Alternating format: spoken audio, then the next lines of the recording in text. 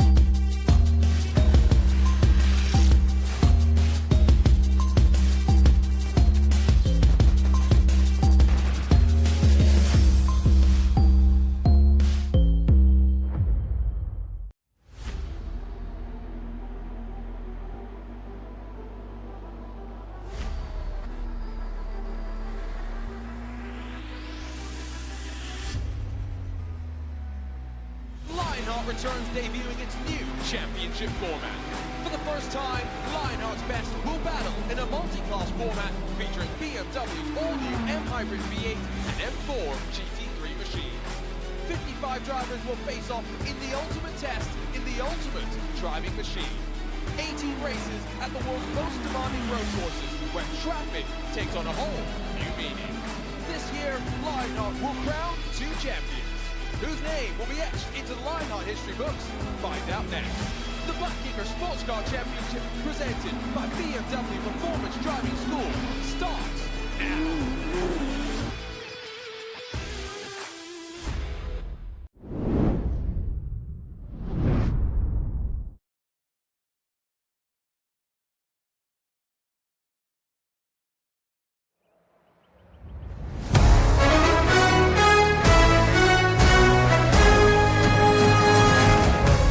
Time is winding down in the Buttkicker Sports Car Series, and we make our way for the first of 2 races in the land of the rising sun. Today, at maybe the most historic track in the region, we land at Suzuka for what's bound to be an exciting 90 minutes of racing. Welcome along to the BMW Performance Driving School Grand Prix of Suzuka, presented by Buttkicker.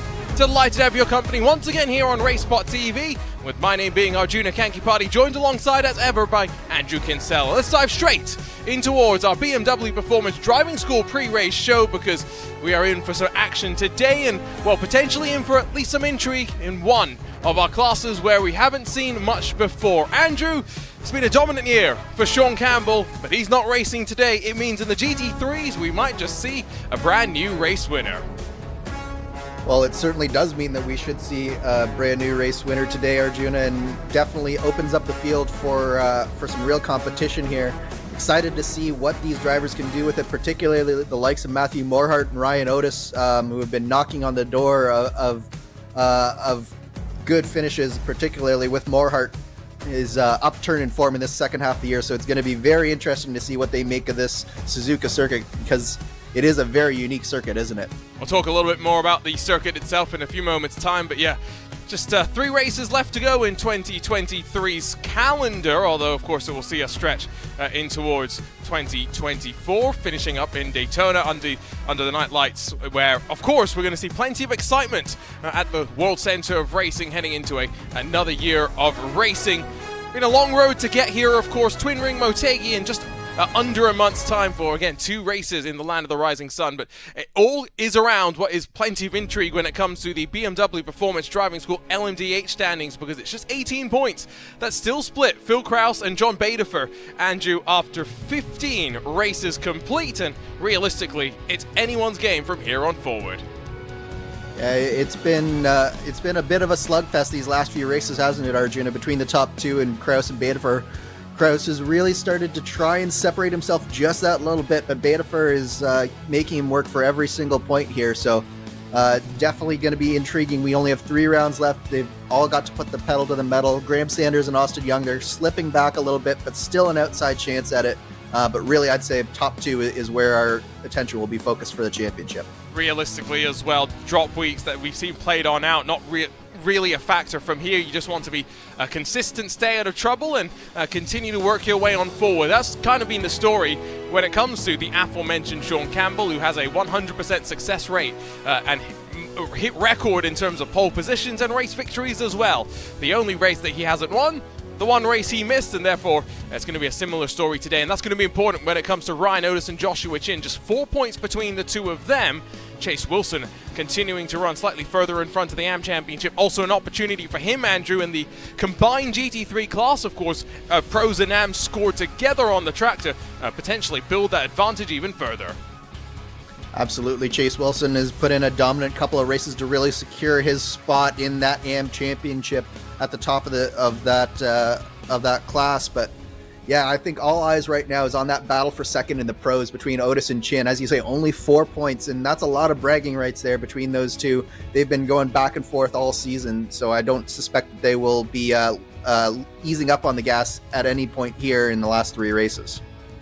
And you see some of those team names, and Synergy Motorsports, Ryan Otis, Matthew Morhart have been so consistent up towards the front, and therefore I haven't done the math quite yet, but mathematically they are getting very close to being able to wrap up the championship. To illustrate the dominance of Sean Campbell by himself in that WMP racing car, he's third in the combined GT3 team championship presented by HyperX. It's a little bit of a smaller margin overall for HydraRace Geodesic Racing compared to the Synergy Lavar Motorsports team, but ultimately that gap's still quite significant. Graphics LC Chronograph and the Powerslide Motorsports and private label team Hype Crews, the rest of the top 5. It's hard enough to be consistent, Andrew, with one driver. In a team championship, you're asking multiple drivers to be able to be consistent. And particularly with this, where you only have 2 drivers per team, you both really have to perform at a high level, especially with some of the drivers and teams that we have in this championship. So it's definitely been intriguing to watch some of those one-offs really take it to some of those two-entry teams. So it's been an intriguing championship for sure. Let's talk about the Gomez Sim Industry Series details and what is the debut season of this Butt Kicker Sports Car Series. The 10th year, though, of the Lionheart Racing Series. The first time we've gone for some multi-class racing and broken out 2 ultimate driving machines, the BMW M Hybrid V8 and the BMW M4 GT3 alongside. They're all racing with a custom fixed setup. The cash and prizes all totting up to about $18,000, but of course the most significant of that, the champions walking away with driving away with the BMW M4 GT4 experience at the BMW Performance Driving School. It's a 90-minute timed race, and significantly with live race control, something that the drivers will have to be thinking about. And Andrew, you were kind of talking about how unique the circuit is. Let's take a look from up above 3.6 miles, 5.8 kilometers. And of course it winds around itself and underneath itself, but just look how twisty it is with plenty of high-speed corners as well. Plenty of high-speed corners and a couple of really low-speed, tight and twisty sections, particularly that hairpin just after the crossover. Of course, that infamous first section of the course as well with the S's. Very difficult to nail just perfectly in order to get the maximum lap speed. And then what about that 130R and spoon and all of that back half of the circuit that's so fast and so flowing, come right down into that chicane just before the start-finish straightaway. It's an iconic lap. It's an iconic circuit. It is indeed, and that's why I think I've been looking forward to this one. Also, it's going to be hosting the final round of the BMW M Sim Cup this very weekend with these very same cars. So we're going to be curious to see how this combination rolls on. Of course, the Suzuka track being one of just 2 FIA Grade 1 facilities with a figure 8 included, the other one being Fiorano in Italy. And despite John Hugenholtz, the circuit designer at Zandvoort, designing a quite intriguing initial layout back in 1962, which included an additional undercut of the track to make it 2 of those figure 8 crossover points, well, it got modified before it even was designed and put onto the tarmac, and then it's been modified over 8 times since then, and a track that's seen so many championships decided. The fuel window is always interesting though, Andrew, because we've slowly seen over the course of 2023 the drivers be able to make the fuel last a little bit longer, go longer than about 30 minutes, and that means in a 90-minute timed race, yes, we'll see 2 pit stops. How those pit stops play out though, totally up to the drivers themselves. Yeah, the increased fuel economy and the increased time that they've spent on track in that first stint has really opened up the fuel strategy and has allowed the drivers to have some very intriguing undercut and overcut strategies, and it's been a bit up in the air which will work at which particular track, so definitely will be interesting to see which will turn out to be the best strategy here tonight. That's what I think is going to be so fun, and of course we'll be tracking all of these storylines over the course of the rest of the race, because once they go out onto track, the strategies might diverge just that little bit, and well, Joshua Chin has showed us on occasion that not always diverging in the correct direction. The drivers are out on track for qualifying. It's time to thank, though, all of the people and the partners that make things possible, starting with HyperX. The Lionheart Racing Series is powered by HyperX, makers of premier gaming gear like the legendary ultra-comfortable Cloud line of gaming headsets. Whatever you play, however you play, HyperX knows that we're all gamers. For more information on HyperX products, visit hyperx.com. You're passionate about sim racing, but it always feels a little flat compared to the feeling of driving a real car. Now you can actually feel what it's like to drive a race car. Butt-kicker haptic hardware and software are easy to install and let you feel every bump in the track, slip of your tire, and engine redline. The tactile feedback is so accurate and realistic, you'll be driving faster and having more fun than ever before. Visit thebuttkicker.com to learn more. If you think sim racing is thrilling, try getting behind the wheel of a real race car. The BMW M4 GT4 experience at the BMW Performance Driving School in Thermal, California puts you in the cockpit of one of BMW's fastest cars, complete with roll cage and racing slicks. You'll get fitted with a racing suit, practice pit stops, and lap their track with pro instructors. Nothing virtual about their thrills. To book your M4 GT4 experience, call or visit the links on screen. Next Level Racing is an industry-leading cockpit and motion simulator manufacturer devoted to creating the most immersive experience possible for the global sim racing community. Take your racing to the next level and visit nextlevelracing.com. Gomez Sim Industries are makers of high-end esport equipment and controls, precision-built using nothing but the best materials available today. Passion and handmade craftsmanship drive each made-to-order build, creating a driving experience like no other. Visit GomezSimIndustries.com. Arena is an all-new esports streaming experience driven by real-time interactions between gamers and their communities. Arena brings live broadcasts, fan engagement to the next level. Get involved and make a difference on arena.tv. From simple logos to full branding for your company, virtual designs to liveries raced by Indy 500 champions. Graphics offers the finest quality with a wide range of design services. Visit graphicsesports.com to learn more. And Andrew, this qualifying session, quite important because we know just how tight and twisty the opening lap can be and how important the single file action will inevitably end up getting. At the end of the day though, Andrew, it's also that first cycle of traffic that's going to be so chaotic. Absolutely. This is one of the more narrow tracks that we go to on this schedule here, so it's even more important to have a good qualifying session, as you say. Definitely very difficult to pass in that first section. It's so flowing, not a lot of braking to be had up until about this point in the circuit that we're seeing here. This is the real braking zone that is at the end of the long back straightaway, so it takes a very long time for them to actually get into a proper passing opportunity, proper braking zone. So definitely qualifying here, very, very important. The times as they run right now see, well, 21 thousandths of a second at the front of the LMDH field. It's about 2/10 of a second at the front of the GT3 field. It's Sanders from Betafer from Kraus, 1, 2, and 3 in those BMW M Hybrid V8s. It's Ryan Otis that currently has provisional pole over Joshua Chin. And although Otis is still out there in the Synergy Motorsports car on what would I think, potentially be a final lap in qualifying. He's not tracking like there is going to be any sort of an improvement, but of course it is quite close in points. It's just the 4 between Otis and Chin as they line up provisionally on the front row. It will be important for Matthew Morhart to potentially get into the mix here, Andrew, and make things difficult for the only Joshua Chin.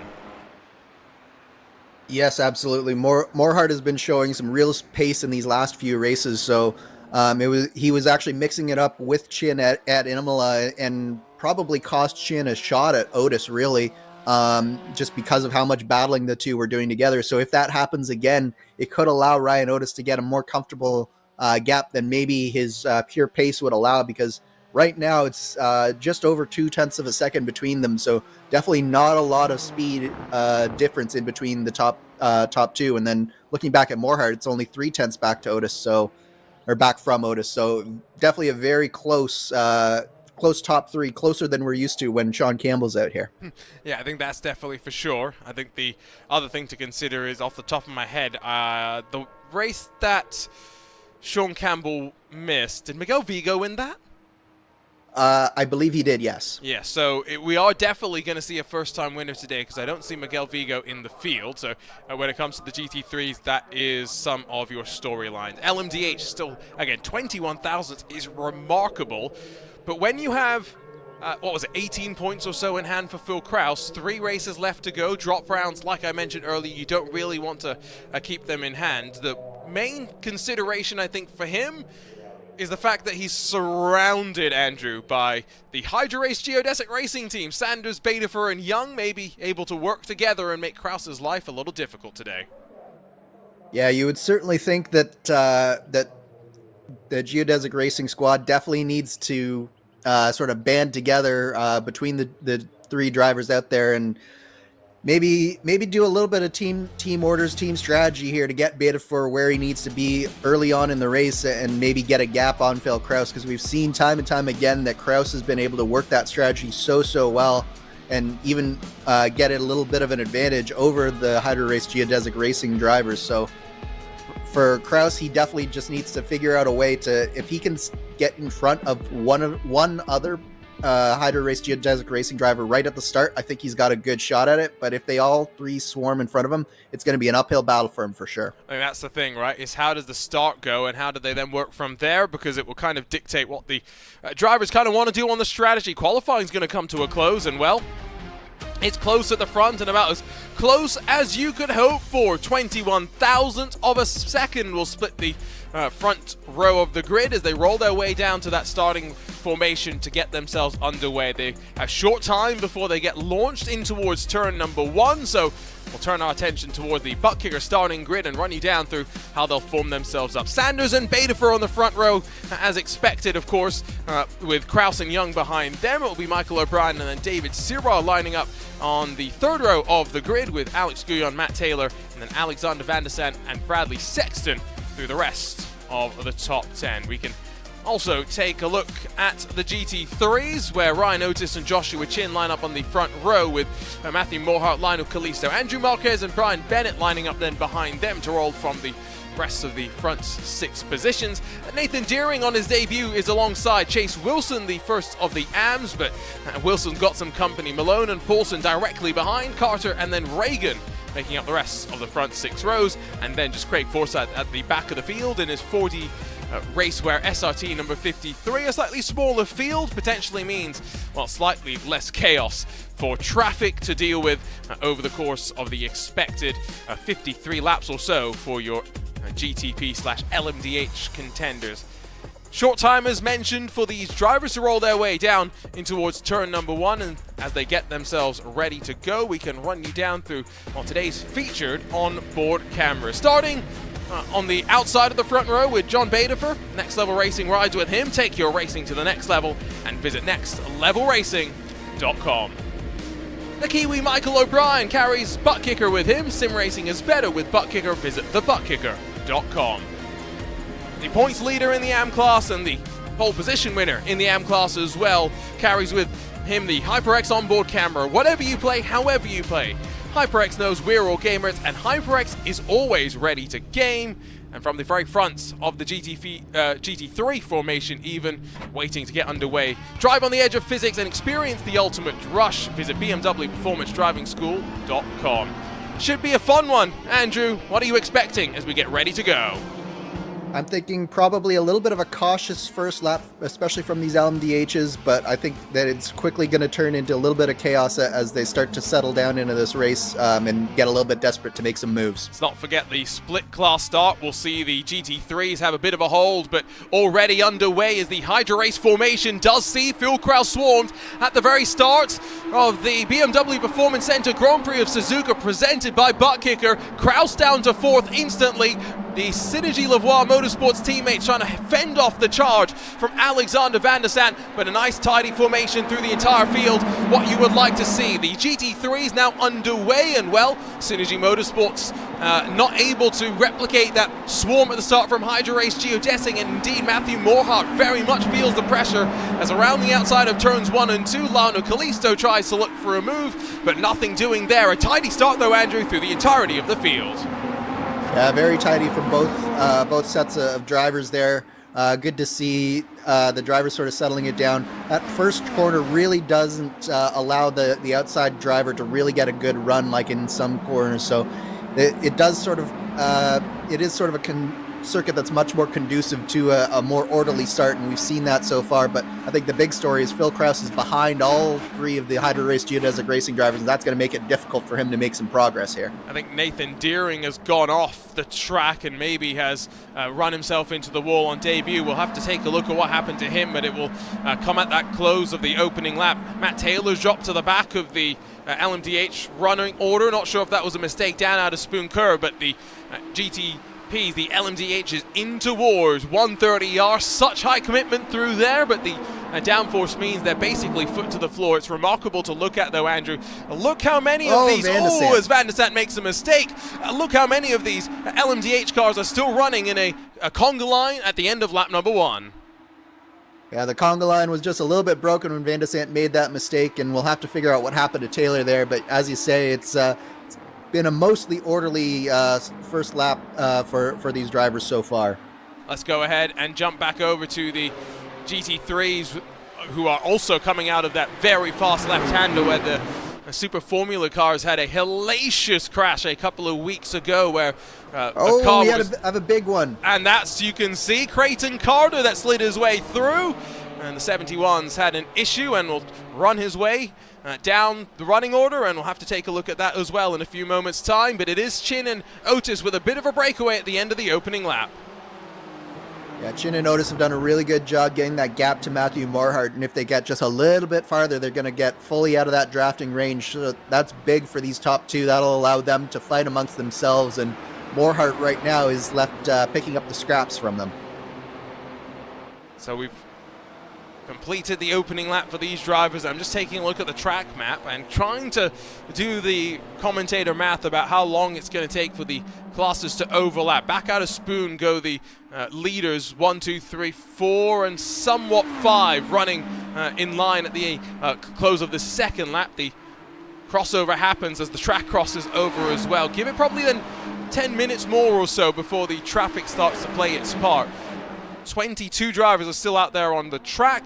It's only Creighton Carter who's back down on the pit lane. But let's run our way through some of the pit lane, replay sequences that have seen the drivers down on pit lane. And well, that's why Nathan Deering is off the track. It happens when you go 3 and 4 wide coming out of the opening sector. Yeah, Deering just sort of ran out of room a little bit.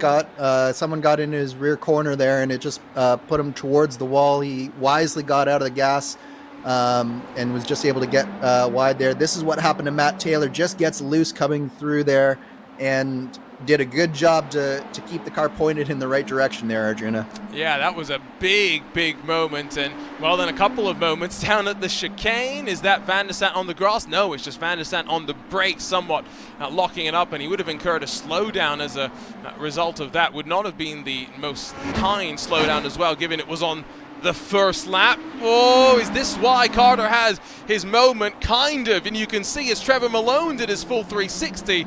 Oh, that's a big one for poor Creighton Carter. Yeah, I think that was Chris Reagan that got into the side of him, and it just looked like Reagan and Carter were so preoccupied with Malone and what was happening with them that they just didn't realize that they were sort of coming together there. And then, well, unfortunately, one more replay to add to the spool. Back out of the chicane, and Van der Sant with too much curb, and Van der Sant losing the front end of his BMW as a result. Yes, and that one will actually be a fairly significant amount of damage, so I wouldn't be surprised if Van der Sant actually retires from that one, because that one looked like it actually claimed a suspension as well. I think you're right, because Van der Sant has jumped out of the session as well. Back on board with Kraus in the number 91, riding behind the triumvirate of the HydroRace geodesic racing machine. Take a picture, the team photographer, as they come back towards the line. Take a look once more at that track map, though, and you'll see just how much closer they are to making their way past the slightly smaller 13-car GT3 field. That's now down to 12 as a result of the incident for Creighton Carter. The sole car they will come up onto the back of is Nathan Deering in the number 94. Don't forget, timing and scoring available at lh.RaceSpotTV if you want to follow along on what is a very overcast day, Andrew, here at Suzuka. Yeah, and look at that track temperature. It's a cold day in Suzuka, both in air temp and track temp, so that means that the tires aren't going to react maybe in the way that we've seen at some other races where the track temperature was pushing 50 degrees. This time it's 31 degrees Celsius. That's about 88 Fahrenheit for our American viewers. And so it's going to be a cold one here today, and these tires are going to last and last and last. As I have told many of people, including on the IMSA Esports broadcast, imperial units the wrong units, metric units the correct ones. Don't you use metric in Canada, Andrew? I mean, we technically yes, but we use both. So like if you're doing your swimming pool, that's definitely going to be an imperial. If you're telling the weather, that's going to be in metric. It's okay. A mess up here, really. Well, that makes no sense to me, but okay. That sounds very... can you tell how confused I am just listening to that? Like it's literally just whatever is the most convenient. So like a pool is a nice round number. Like you normally keep it at like 80 degrees Fahrenheit. Okay, that makes some sense. And then so our oven temperatures are also in Fahrenheit. So like 350, 375, 400 Fahrenheit. Okay. But then like everything else, so like boiling point of water, 100 degrees Celsius. Yes. What even is that in Fahrenheit? I don't know. I have no idea. Okay, good. We're on the same page there. Anyway, the peculiarities of units. Casey Kerwin did mention on that IMSA Esports broadcast when we asked him that he's had to learn how to use metric units because his teammates insisted. It's a good skill to be able to convert between the two, especially if you're an engineer. Chin and Otis, by the way, not totally breaking clear of Matthew Morhart and indeed the train that runs behind Bennett, Callisto, and even Chase Wilson, the best of the AM drivers, and of course all of these contenders effectively searching for a first race victory of the season, and what a place it would be to grab one. A bit of statement towards the end of the year. And you definitely also have to think that some of these drivers with a good performance here will have one eye on next year as well. Just one more year of familiarity with this car. It looks like we've actually had a pass for position here. Phil Krause has gotten around Austin Young, Arjuna. Now, was this a slingshot through the hairpin, or was it a mistake? The corner the hairpin is effectively socially known as Kobayashi hairpin because of the number of sends that Kumi Kobayashi used to make back in the day, but that seems like a bit of a poor run off the corner, all things considered, and around the outside, switch back with a lock of the left front for the HydroRace car, and that was well judged from Phil Krause. Yeah, very well judged. It was an aggressive move, but definitely a well-made move as well, and you're right, it did look like Austin Young did just get the exit of that corner all wrong, and it allowed the run to happen for Phil Krause, but getting on the brakes early like that and allowing that crossover to happen, look at how well he judged that. He was already turning in as that HydroRace geodesic racing car was sailing on by him, so really nice job there from Phil Krause. The thing I also enjoy about these onboards in this BMW M Hybrid V8 is the rear view camera at the very top of the screen. It gives you such an intriguing perspective, especially given that these are close cockpit cars, but I think we are indeed into the traffic for the first time of asking and who's going to be the most aggressive. You can see the white, the yellow, and the red all overlapping, the whites being the GT3 Pros, the yellows the GT3 AMs, and the red the LMDHs. We're riding on board with Young after he's been passed, and this is one of those check-up corners out of the Degners where Kraus closes up to Badefer, who's closed up to Sanders in return. Which way into the hairpin will they go? Hopefully it's one where they all can break in time here, because that was nearly very close there from Austin Young on Phil Kraus. But yeah, they all get through there nicely, and it definitely looks like maybe you want to be sort of at the back of the train rather than at the front of the train here today, Arjuna. I wonder what the fuel conditions will be given that the temperatures are so cold. Traditionally that would imply you'd have, oh, that's a big send to the inside by Kraus, just chopping off the nose in the live pictures. What happens though to Matt Taylor? Straddles the curb and he hits the 360 and also hits the wall as well. Yeah, and that'll be suspension and day done for Matt Taylor as well. Yeah, it's a brutal track as one GT3 runs wide, just trying to avoiding action. And is this going to allow Kraus the chance to build out of the chicane? There'll be 3 wide potentially here. Contact with the GT3. And Kraus is around. And Kraus gets turned around. Contact, and the championship leader almost gets tagged by Michael O'Brien as well. Goodness, drama at a track that's seen so many championships get decided. Yeah, that was all just a little bit clumsy there with the GT3 traffic, and it looked like Badefer got into the back of the GT3 car just a little bit, caused the GT3 car to check up.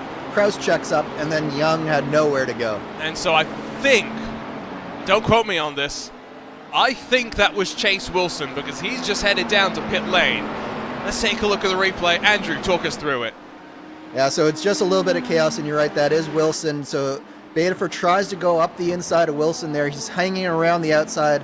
Wilson just doesn't give him very much room. There's a little bit of air behind him, and then, yeah, Young is just trying to get through there. Doesn't see Kraus checking up, and there's nowhere for any of them to really go there. It's just one of those things that can happen in this multi-class type of racing, Arjuna, and Kraus definitely came off the worst for where he's missing his rear clip as well and his rear wing, so that's going to be massive damage there for Kraus. I did say at the start of this one that you don't want to really be thinking about drop rounds, did you? It basically didn't matter. You needed to finish, and unfortunately for poor Phil Kraus, that hasn't gone too well. Let's see if we can jump on board with Michael O'Brien. I'm just curious to see what it was like from his perspective, because he's also down in pit lane, and I think he got tagged on the right hand side of his car, and that's done as well. Yeah, and that's really a shame for Michael O'Brien, because the thing with that was that the track was completely blocked, so Phil Kraus had almost no choice but to try and get off the track as quickly as he could with all those cars coming, but then O'Brien had already committed to that left hand side, so yeah, real tough break there for Michael O'Brien. Nothing he could do. Now, the one thing that we didn't really get a great look at is from up above to see, well, potentially who's to blame in this situation. So super slow-mo. Now, Race Control will have plenty more looks at this. But, there is the netcode between the two of them. That doesn't help. I'm talking the initial contact between Chase Wilson and John Badefer. Yeah, there was just that little bit of netcode, and then the problem was that Kraus saw it happening, and he lifted off just as Young was accelerating out of the corner. And of course, with how big the rear of the LMDHs are, Young just couldn't see anything that was going on up there. And I guess it was also right as the hybrid would have probably spooled in, right? And so yeah, absolutely. Like that was just one of those situations where everything just happened in the wrong spot on that track there. It's a shame, and it means, well, championship swings and championship implications. Now, Kraus was able to limp the car around back into pit lane. He did not need to take the tow, but we'll have to try and keep an eye on whether he's able to get back out onto track and try and salvage at least some points, because a small field tonight, he just wants to try and make sure he accumulates something onto the board. Over the shoulder, though, of his private label team hype counterpart in the GT3 class. It's the number 73 of Josh Chin, and now the breakaway has truly broken away. Matthew Morhart not in drafting range, is out of Spoon Curve. That was Ryan Otis. Looking a little bit uncomfortable with the rear end, I've got to say. Chin a little bit more smooth on corner exit, and in a great spot to save some fuel. And if it's between these two drivers, let's not forget 4 points between the two of them in the championship coming into today.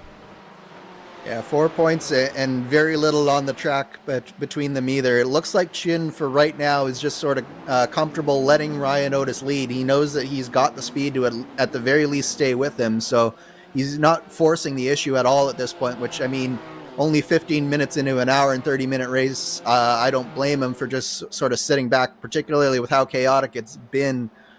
You definitely don't need to be taking risks at this point. You say don't want to take risks, but did you see how close to the grass Ryan Otis got an entry into turn 1 there? I mean, to a certain extent, like that's just what the best drivers do, though, isn't it, Arjuna? They just use up all the track that they can, and they never quite overstep the bounds. And Ryan Otis is one of those drivers who can just he pushes just as hard as he needs to, but he rarely pushes over the limit. Yes, no, that's why they're out there and we're up here, is their ability to do what they do. You can see the team logos on the left-hand side of the screen. It's still Hydra Race Geodesic 1, 2, 3, Synergy Lavoie 4 and 6.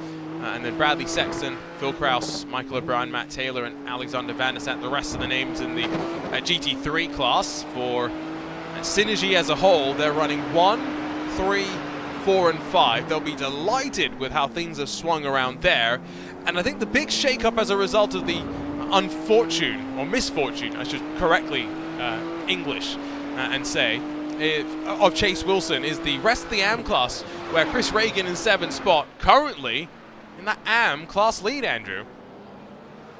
Yeah, it's definitely an opportunity for this AM class to maybe make up some points, although I think that Chase Wilson just about has the championship wrapped up. I'm not sure on the exact it's hard to say with how the Pro and AM championship works that he has it wrapped up, but it's very, very close for him. So I think right now it's just kind of for bragging rights and maybe getting a interview with us at the end of the race.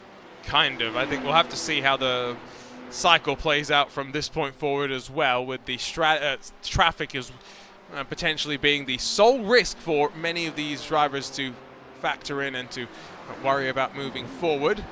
The main battle is going to be down here, though, for 7th, 8th, and 9th positions. Reagan, Paulson, Malone, and then potentially back up, of course, towards the front of the GT3 Pro class, where Chin and Ryan Otis continue just to look very, very comfortable.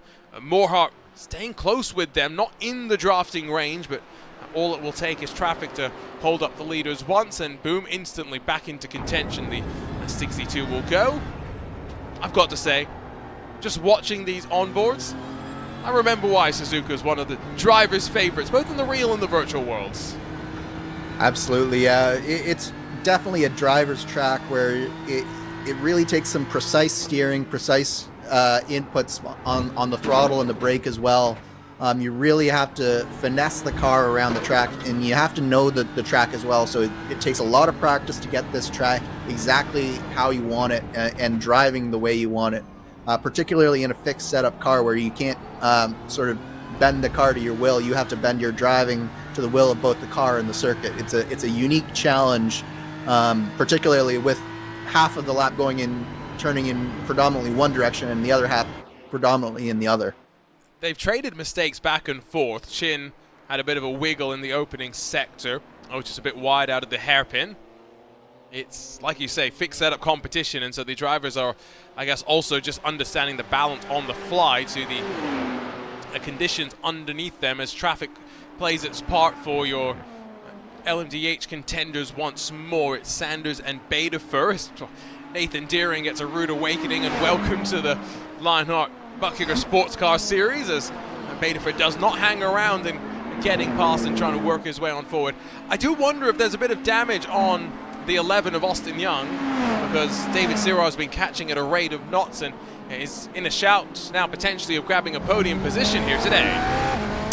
Yeah, I was going to say that definitely, if not damaged, then certainly the driver is spooked, but I definitely think that there is some front clip damage to Austin Young's car, particularly on the right front corner, if we get a shot of that eventually. But yeah, Sirwaz definitely turned it on in the second half of the season, Arjuna. He had a really good race a couple of races ago.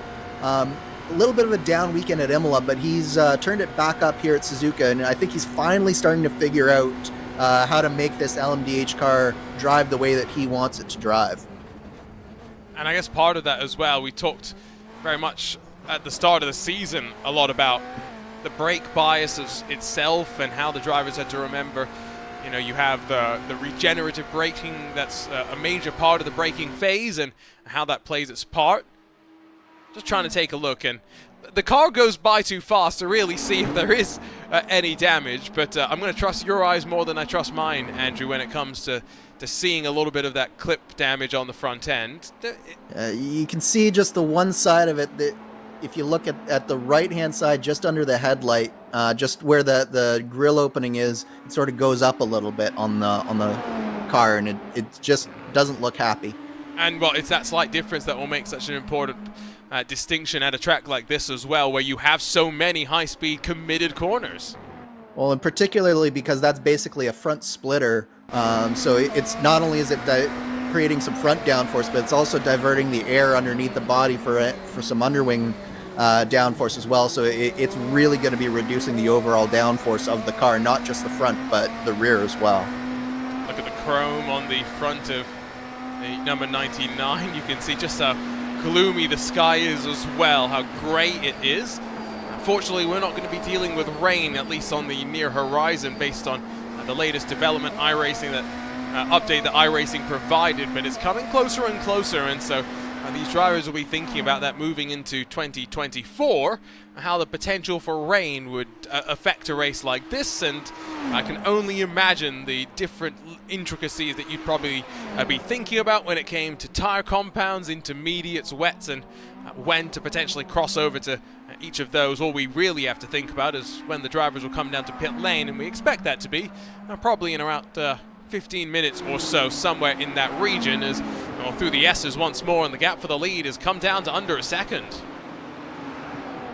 Yeah, and I think part of that is just some inopportune traffic for your leader, Graham Sanders. John Bedford is now going to be held up on his own, and that's going to cost him, you can see, almost a half a second just from having to lift for Chris Reagan there.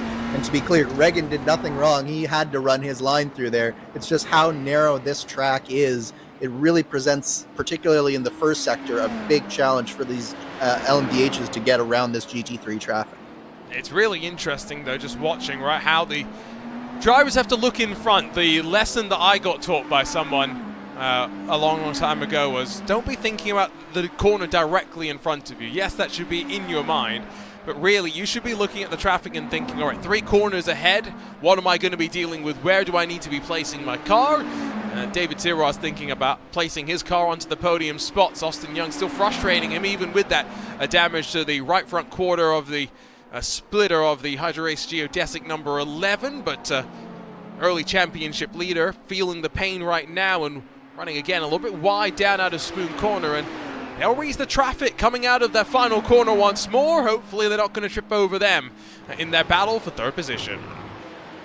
Yeah, I think they should just get them just beyond the 130R here and allow them to get at least past some of them in the braking zone here, which Austin Young does. David Sirois just held up just a little bit by Malone here, but they should all be able to get by all 3 of them on this front straightaway here. Yeah, this straightaway is one of the few opportunities to take a breath, but it's straight, but it's not flat. It's very actually downhill, and it's something they've actually had to build into the pit lane in its own little way. Down in through turn 1, Sirois gets to the inside, but that gap now balloons back up, and wait for the traffic to bring it back down once again as the GT3 leaders out of Degner 2. As far as I'm aware, at least in IMSA WeatherTech Sports Car Championship competition, Michelin brings a couple of different wet weather compound tires, so that's where it'll be curious to see what iRacing has in mind. But I think the thing that's more interesting, Andrew, from my perspective when we come to weather as a whole, is as someone who's commentated on Assetto Corsa Competizione, where basically all that you do is look at the top right hand corner of your screen and you see 30 minutes sunshine, cloud or rain, and you go from there. iRacing have made it sound like we are actually going to have to get our meteorology degrees and read the forecasts. Yeah, it definitely won't be spelled out the way that some of the sims out there do, but at the same time, it also sounds like it's going to be very dynamic and as realistic as possible, with some realistic weather patterns being programmed into each track. and it does sound like it's going to be done on more of a track-by-track basis during the rollout as well. Can we just override that though and make it just craziness? Hopefully. I mean, I feel like if you can do static, you should be able to like program in when the rain is going to come, or if the rain is going to come. But we'll have to see. It's all still a little bit mysterious, isn't it? I want to program in rain in turn 1, rain out of Degner 2, and then rain out of 130R, but then bone dry everywhere else. How about that? And when I say rain, I mean like proper monsoon Japan level rain, you know? So really what you just want is sprinklers on the track. Oh yes, I'm Bernie Eccleston, if you couldn't tell. Okay. Yeah, I'm clear there. I'm not a fan of Paul Ricard, but I understand why it exists. I mean, that's fair. There are reasons that a lot of things exist, but racing isn't necessarily one of them.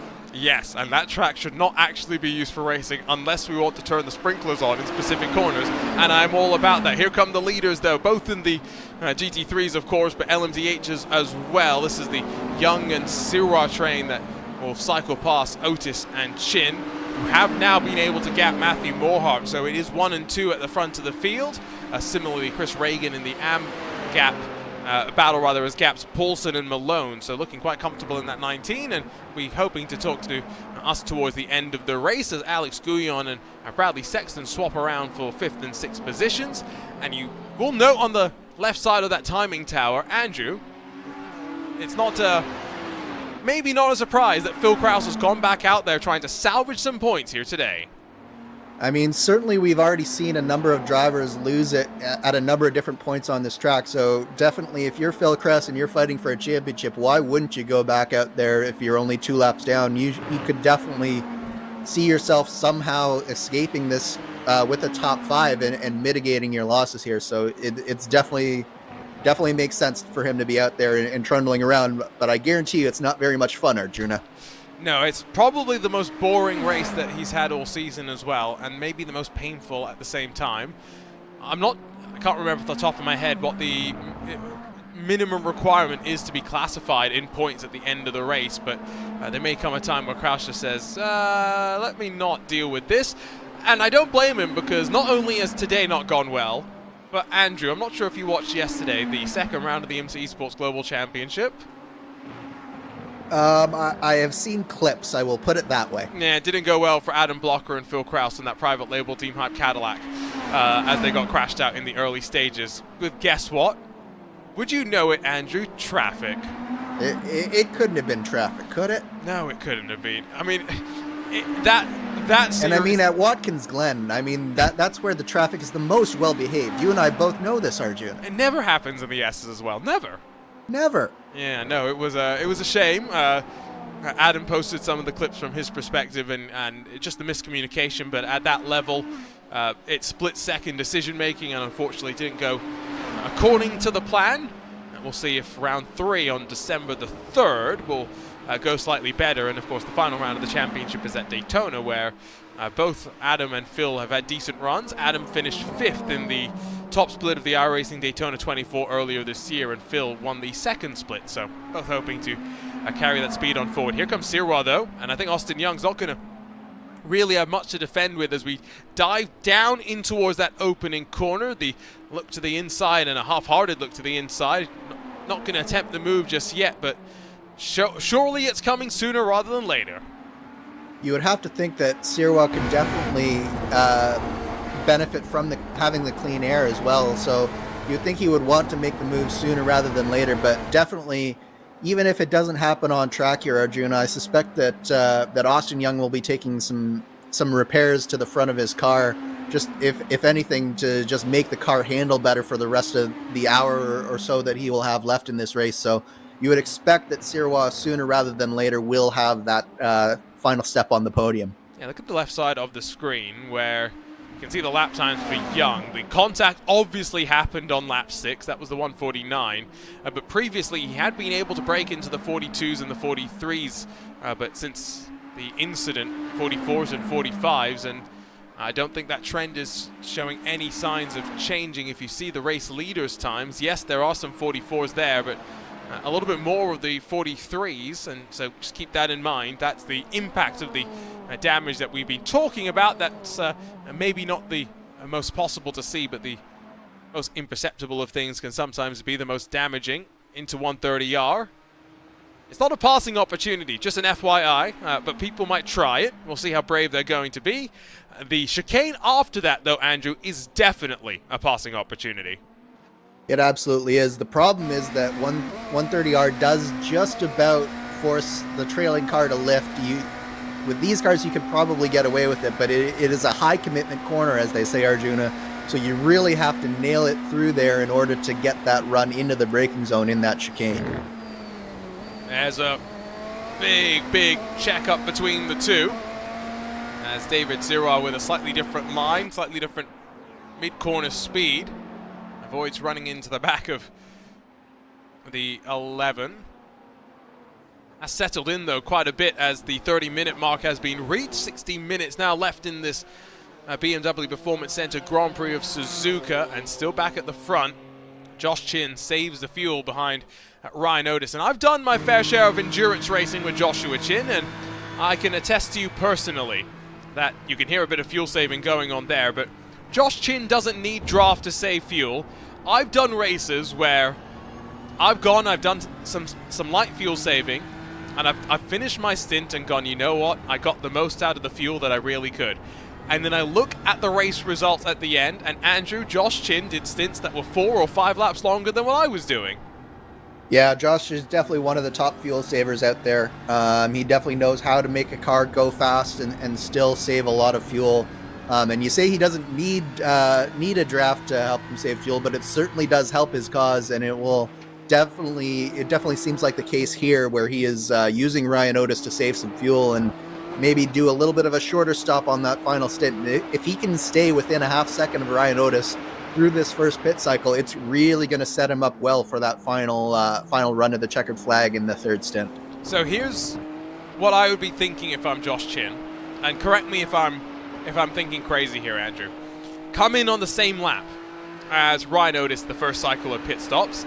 Put in however much fuel you think Ryan Otis is going to put in, and basically for the next 30 minutes of the race, continue to do what you're doing now, and then in the final pit stop is when you make your move. I feel like, given that there's relatively low risk with what we're seeing with traffic so far, it doesn't make sense to potentially leapfrog Otis and then be the one punching the hole in the air.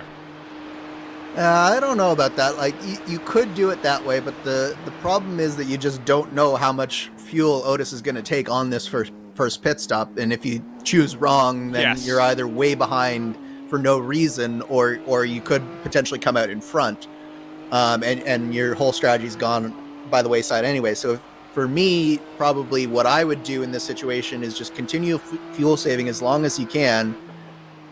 Go as long as you can, maybe go a lap, maybe 2 laps longer than Otis does, and then you can take a shorter fuel here, come out more than a second in front of him, and then suddenly he has no draft, and you're both fuel saving on the second stint, if you are fuel saving at all. See how it plays out, but the drivers will have some ideas in mind, and then they have to adapt on the fly based on what they're seeing in traffic and what they need to do to be able to work on forward. David Silva still behind Austin Young in that fight for third position, but as we check in with your race leaders, it's John Badefer, because I don't think going to be allowed to just waltz away with the win. He's going to have to work hard for this, even though it's 18 points between Kraus and Badefer in points, and then a further, 26 points back to Graham Sanders. Sanders is not mathematically out of the equation just yet, so this very much is a fight for the championship at the front. Yeah, I really don't think that Sanders is going to give up this lead easily to Badefer. For Sanders, he'll say, hey, I'm still in this. There's still drop weeks to consider. There's still all of these things that it may come my way. And with Phil Kraus being mired down in 7th position right now, if I'm Graham Sanders, I'm saying I'm going for this win, seeing if I can stay in this fight for one more race. don't think you're wrong there. I suspect that at Twin Ring Motegi we'll figure out exactly who's in play for the championship running in towards Daytona. David Sira off and away after a 36-second pit stop, so the delta somewhat now has set, and we will kind of get a benchmark for where the rest of the drivers go from here. So Otis is in. As Otis comes in, and as Andrew suspected, Josh Chin goes long. We have plenty of retirements to speak of. It's not just O'Brien, Taylor, and Van der Sant in the LMDHs. Forsyth and Carter done in the GT3s, although Chase Wilson stays out there to try and salvage some points, much like Phil Krause as well. GT3 pit stops underway, LMDH pit stops underway at the very same time. Yeah, this is one of those races where the pit cycles are synced up rather well, and we can see both Sanders and Badeford down on the same lap. So not a lot different in terms of fuel strategy between the teammates. This is going to be settled on the track. And here's Otis in that number 95. It's 24.8 seconds. 21.6 for his teammate. So I think this is Synergy Motorsports potentially trying to link their cars up, maybe more Morhart in hope than anything else, because the buffer to his counterpart still going to be about 3 seconds as they roll their way off and away from pit lane. So keep an eye on the delta then for Josh Chin as we work our way through the pit stop cycle to, again, 24, 25 odd seconds. It's Badeford that's going to drop and roll ahead of Sanders, and it was a slightly shorter pit stop, so strategy is playing its part. Yeah, Badeford definitely looked like he took that shorter stint for this second stint, so maybe a little bit deceptive. The key for Badeford now is he's got to put a little bit extra distance here between himself and Graham Sanders. He can't afford to get held up in traffic and allow Graham Sanders to get back into his drafting range. So this is going to be a very, very important second stint for that number 67 car. And this is potentially crucial in the outlap, just getting held up just that little bit by Brian Bennett. Is that going to play its part? Back on pit exit, by the way, Austin Young did have a longer pit stop than everybody, and I suspect to try and repair that front end. 49.2 seconds compares to about 35 and a bit seconds for the majority of the field, so that's something just to keep in mind as the klaxon goes off once more. And here comes the purple, white, and gray machine of Joshua Chin. Yeah, so Chin is the last of the drivers, bar Marquez, who should also be coming down pit lane this time by. But Chin is basically the last driver still out on that first stint. So he did a really good job saving fuel behind Ryan Otis. Otis is just coming through 130R right now, as you can see on that second screen. And as long as Chin has a decent stop here, under 25 seconds, I think Chin should get out in front of Ryan Otis here. Hear the engine rev, it's 25.6. So where's the blend going to leave them? You can see Otis coming towards the line, and with his speed into turn one he will close, but undeniably it is Joshua Chin that has taken over the point, and with a slightly longer pit stop as well. Plenty of intrigue in the GT3s, although it is still very much two cars at the front. Matthew Morhart, slightly shorter stop, not enough to bring him back into the mix. I think Chin was hoping for probably just a little bit more separation between Otis. This is still well within draft range for Ryan Otis. He should, as Josh Chin gets his tires up to temperature. But look here, we've got some LMDH traffic coming through right now through your GT3 leaders. So as long as Otis can negotiate this traffic properly and keep himself within distance of Josh Chin here, this should be still a winnable race for Ryan Otis, but it will take some work. I think that was the GTP, the LMDH leader, so that's not going to be much more traffic for these drivers for a good 10-15 more seconds in terms of track position, because David Sirwai is a full 30 seconds off of your race lead, such as the margin that the top two have. I think you are 100% right. Chin was hoping to establish a bit more separation, and he's not going to be able to save fuel right now. He's going to be having to push that car through Spoon Curve. We've seen so many times here on RaceSpotTV that the GT3s can get unsettled around some of these curves, but these front three drivers have done an admirable job so far in keeping control and keeping a balance on their machines. Now, what happened to Chris Reagan? Because he has dropped to 9th in the combined GT3 classification, and Andrew, it was a longer pit stop for him compared to the rest of the contenders. Yeah, and that could have been, we saw him. What's happened to Josh Chin? Oh, no! Goodness, it's 130R. And has that car been kept out of the wall?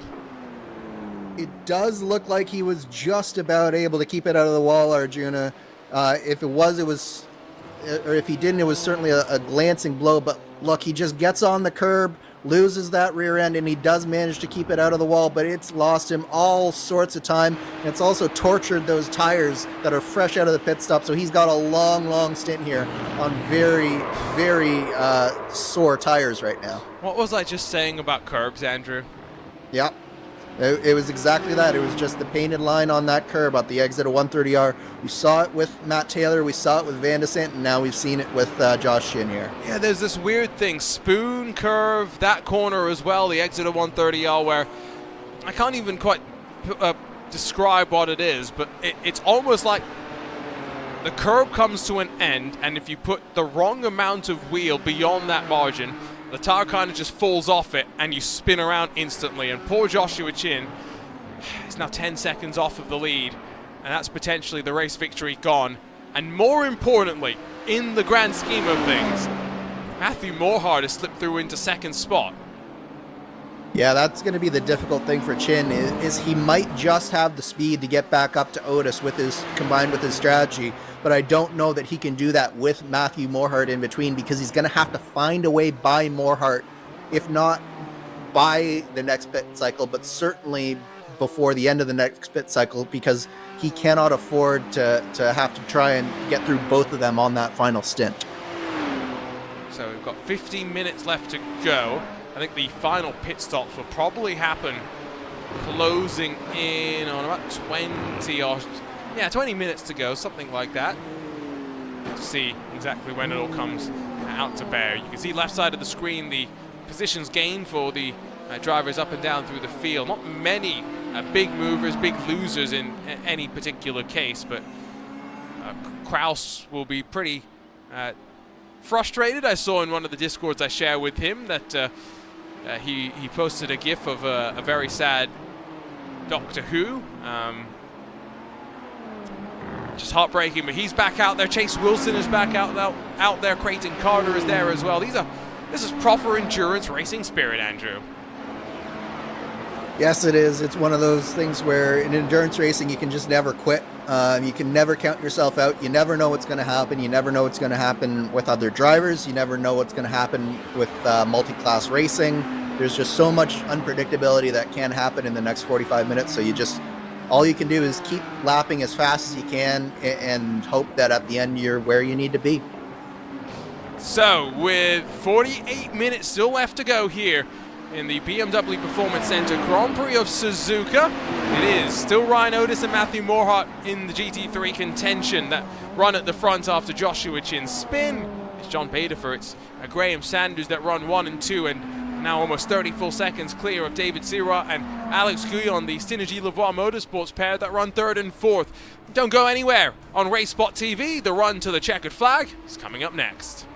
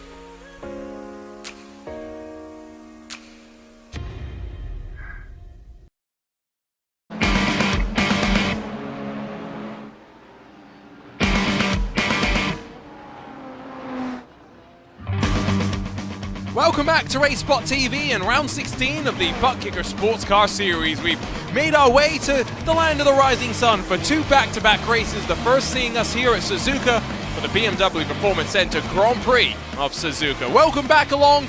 My name's Arjuna Kankipati, alongside with Andrew Kinsella, with half the race complete and 45 minutes still left to go. It's John Baderford, it's Graham Sanders that lead at the very front at the tippy top of the LMDH standings. It's the pair of Brian Otis and Matthew Morhart that run at the front of the GT3s, but I think still plenty of intrigue left to go, Andrew, with one pit stop cycle left to run. Yeah, definitely still a lot still to happen here in this race. You'd like to think that Graham Sanders, as long as he can stay within contact of John Baderford, he's still within a shot in terms of having a little bit shorter second stop. You got Josh Chin trying to battle back from his mistake in GT3. Matthew Morhart is slowly closing in on his teammate Ryan Otis once again. There's still a lot to play for here. You can see the left side of the screen once again with those movers and shakers as well. Bradley Sexton is up the 5 positions in the LMDH class after Austin Young's incident. We'll see how long that's going to last, with the number 11 starting to close on the back. A great shot up through the S's. You see the cars switching back one way, then another as they filter their way on through. I'm being told that the provisional points as they run right now, with Phil Kraus down in 7th spot and Baderford up at the front, would see the margin at the front, Andrew, down to 5 points, still in favor of Phil Kraus in the 91. It goes to show how important it is going to be over the course of these next 43 minutes, the next 2 races, to stay out of trouble no matter who you are in those top 3 in points. And it also goes to show you just how important it is to never give up, never surrender in these races, just like Phil Kraus is doing today, staying in there in 7th spot. And I mean, if something happens, he could potentially even get a couple more points out of this. So every bit of effort and every bit of boredom that you have to suffer through in a race like this for Phil Kraus, it could all be worth it at the end of the season if this is what it takes for him to win the championship.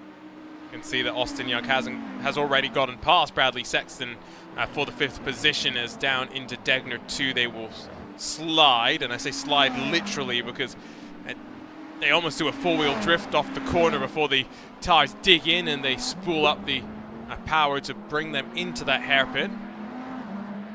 Conditions quite cool, so the tires are actually getting a decent amount of grip here. Maybe counterintuitively to some, but that's just the way it tends to work in the magical world of iRacing. Magical world of GT3 AMS, by the way, with Chase Wilson out of contention. It comes down to James Paulson, Trevor Malone, and to fight for the class win and into turn 1. The two of them split by maybe a car length or 2. Malone not close enough to have that lunge just yet, but so you can take advantage of this opportunity presented in front of them. And just to comment on your comment about the tires, the reason that it does produce that little bit more grip is that often on iRacing you see the tires operating right at the higher end of the operating window rather than the lower end. So when the track temperature is a little bit lower, it just reduces the tire temperature a little bit and sort of brings it more towards the optimum part of that window, and that's why you get that little bit extra grip on iRacing here. But we're riding along board with Trevor Malone here through the Degners, and you can definitely tell that he's just, after that spin on lap 1, Arjuna, he's sort of put in a nice solid recovery drive, and he's just quietly putting pressure on James Paulson in front of him. Absolutely, just continuing to keep his way on through. It's always interesting listening to them on corner entry, how they use the gearbox to slow the car down, because when I first joined up with Powerslide Motorsports, Andrew, the thing that always used to just amaze me was how Henry Bennett used to just kind of wait till the last minute and then slam down through the gears all in one go, whereas, as there's a lot of smoke out of Spoon Corner, not sure where that came from, whereas most traditionally you'd think that, no, you don't want to do that, you want to use the downshifts to get some engine braking. It's always cool to hear those different ways that drivers have developed their driving styles. Absolutely, and you get different effects with it, because it affects not only how fast you slow down the car, but it also affects your turn in. So the thing that Henry was going for was definitely just having the ability to control the turn in a little bit more with the steering wheel rather than with the feet. Whereas some people you'll see they'll be shifting down as early as they possibly can and using as much engine braking as possible. And it just all is down to what you can do to hit your apexes the way you need to hit them to make your lap time. And you can tell just in real life as well as on the sim, you can go really, really fast doing very, very different technique. You look at Lewis Hamilton versus Max Verstappen, they're doing very different things with their feet. It's subtle, but the differences are very pronounced if you know what to look for. Josh Chin had his moment. Matthew Morhart has now had a moment, has dropped behind the 73. What's happened to the Synergy Motorsports car? Is it a curb again? Is it a wall hit? I think it is. That does look like some wall contact there. I don't think it's enough to really compromise Morhart's car, but it looks like he lost it through Degner 1 here. He hit the curb, got a little bit of wheel hop, and then when he got onto that exit curb, it just spun the rear end of the car around. I think he's going to get away just about with very little damage, but it certainly cost him a good 10 seconds there, and that's put him behind Josh Chin. And that's crucial because if Chin can somehow find a way back up to Ryan Otis, he now has nobody in between himself and Otis for that lead.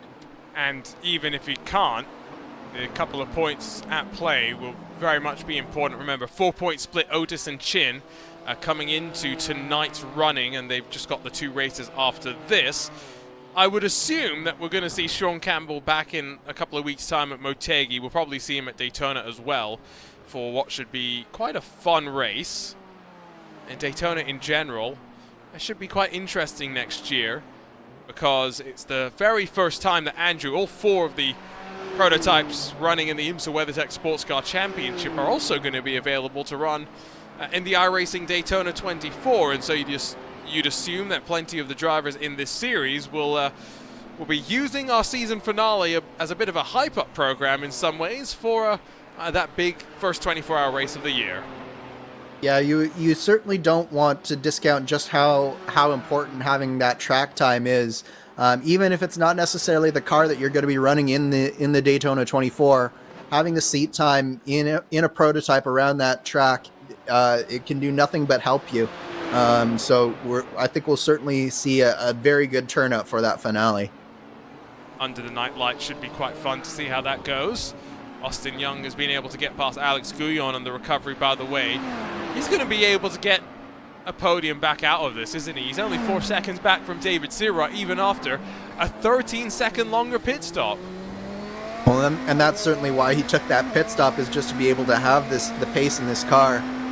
You look at what the lap times that he's doing now in that car. Austin Young, his last lap time was a 1:44.4. David Sirott was a 1:45.6. So just being able to now finally go fast in this car again, it's huge for him. See the way that the dice through traffic is potentially risky at times, but for the most part they've been able to get through it safely without too much drama so far today. 130R, no such qualms for this 11 car in terms of curb usage, and 1 second now clear of the 08 behind, starts to pull away while closing in on those in front. Of course, the action in this Lionheart Racing Series not just confined to the Butt Kicker Sports Car Championship. The Lionheart Retro Series is continuing to work its way through its season. They just finished up the Butt Kicker Grand Prix of Imola this Thursday, the HyperX Nashville 150. I don't know what to expect with that, Andrew, but I'm scared, I think. A little bit. I think it'll be a pretty decent race, Arjun. I think there should be a lot of action. If last season's race there was any indication, there should be some side-by-side action going on, and yeah, I think it'll be fine. You're not scared at all? No, not at all. Okay. Not even a little bit? All right, maybe a little bit. Okay. Are you more scared about Gateway? I would definitely say I'm more scared about Gateway than I am about Nashville. That's fair enough. You see, I'm actually opposite there. Maybe because Gateway is one of those tracks where maybe it's more single file. You kind of expect that. Whereas Nashville, I feel like it will probably be pretty packy. At the end of the day, the race you're always most scared about, Andrew, is the one at the end of the season. That one at Auto Club. Yeah, that is a nervous race. I'll put it that way. I've done that race a couple of times, and yeah, you need to be comfortable going 4 wide. I'll say it that way. Oh, don't say that. It's on the 18th of January. We've got some time before we get there, but I'm already scared. We've got 2 months to go. Oh. And you're not even running in it. I know, but I've got to commentate on all of it. Well, I've got the easiest job in the world, don't I? Well, I was gonna say, like, you can go one of 2 ways. You could either just go 4 wide, still 4 wide, still 4 wide. You know, the spotter route, or you can try and go for all of the passes and just get your tongue tied. See, what I'm planning is I'm just gonna get AI to commentate for me. There we go. You see, I've thought this through. We're going to use ChatGPT. It's going to be great. It's going to be wonderful. And we only this is how Arjuna won his Simi Award. No, that's how I'm going to win my next Simi Award. Is by being able to be in every place at the same time and just taking over the sim racing world. But yes, ChatGPT commentary is coming for you sometime soon. Actually, ChatGPT commentary is not coming soon, but we had this. I'm not sure how much attention you paid to the RaceSpot chat that we have in general, Andrew, where things very off topic usually get posted, but people are using AI, generative AI, to do all sorts of things, including translating commentators. And so they can make the two of us, for example, speak Finnish. That would be interesting. I gotta say, I would love to hear what I would sound like in Finnish. Would you really? What language would you be most curious to hear, like, what you sound like? That's tough. Like, I gotta say, like a Scandinavian language, to me, it just sounds so cool. Like, some of their consonants and vowels and the way it sort of rolls. Uh-oh. Like, have you ever... That's, it's Matthew Morhart, Morhart. Fortunately. I got scared for a second, then realized we were watching Otis before. That's the second spin for Morhart. Still running in 3rd position, though. Brian Bennett's not far behind now. No, so Morhart, that's the second mistake for him, and he's definitely got to be careful here, because if he makes too many more, as you say, Bennett is definitely closing in on him, so... It's almost the same thing that happened to him before, where he just gets on an exit curb and the car comes around on him. And the problem for him right now, Arjuna, is that the rear tires, after 2 of these incidents, they're going to be very unhappy with him, and it's going to be more prone to doing that in the future. But just rounding off the point on the languages, one of my favorite things growing up to do was listen to the WRC broadcasts and listen to some of the co-drivers talking on the onboard cameras. And the Finnish co-drivers were just the best, weren't they? No, they are. I have no idea what they're saying, but they make it sound so cool. They really do, don't they? Yeah. Yeah, no, it is very fun to see. That was another curb victim, by the way, for poor Matthew Morhart. And womp womp, that's the sound of the tire police screaming out in pain. The benefit is you can take tires and do fuel at the same time in iRacing now, matching what you could do in the IMSA WeatherTech Sportscar Championship, as much as it is the worst thing that you can do in sports car racing to actually bring some strategy into the game. But that's beside the point, I guess. Yeah, but you don't always get the best decisions in the real world, and that's what happens when you have a simulator that tries to emulate the real world. Yeah, but can we fix the real world, please? Do you know anyone at IMSA who we can talk to? I know people at IMSA. I don't know if they're going to listen to me when I say, you know what we should do? Let's make them not do fuel and tire at the same time anymore. I'll see what they say. I think they'll say no. But I think someone's got to tell them. It just has to happen. So here's the thing in IMSA. They actually have tire restrictions.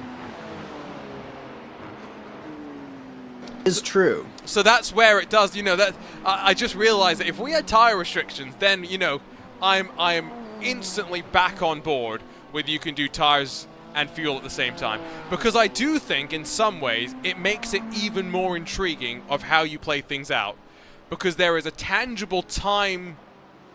tangible time loss, rather, whether you take tires or not on track. Rather, in the pit lane, it is all determined by how it is played out on track. Yeah, that is true. I would like to see maybe if Lionheart wanted to restrict it to one full set of tires for the whole race. That would be very interesting. You're evil. You are Yeah. evil. Yes, I am. Andrew suggested that, just by the way, if you're wondering who to complain to, not Arjuna, Andrew. Right. One replacement set, to be fair. Okay. Like you have the initial set, and then you have one more. And this is Ryan Otis making a mistake. So Arjuna, this race isn't over. Josh Chin is now only 7 seconds back.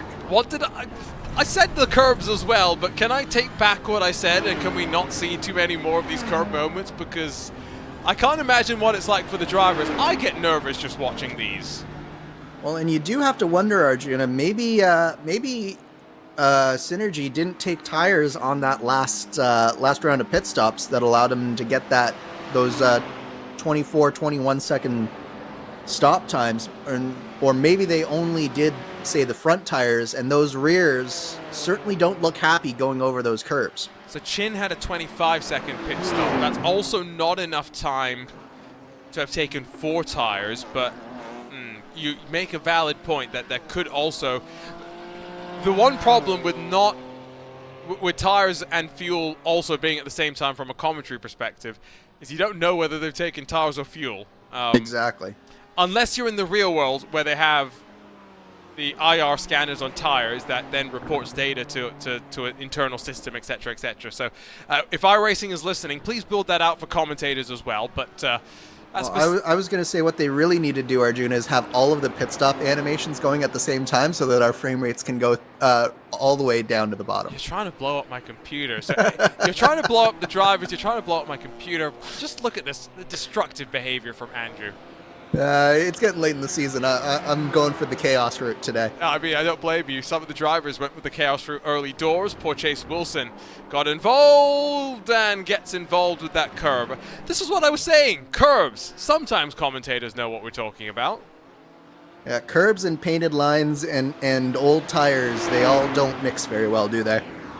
No, they don't. Chin did take 4 tires, by the way, so apparently you can get 4 tires done in 25.6 seconds. So we have very talented crew members here on iRacing, is what you're saying. That's not bad, is it? 25.6, all 4 tires? No, like certainly not with these tires in these cars, because you think about the real world.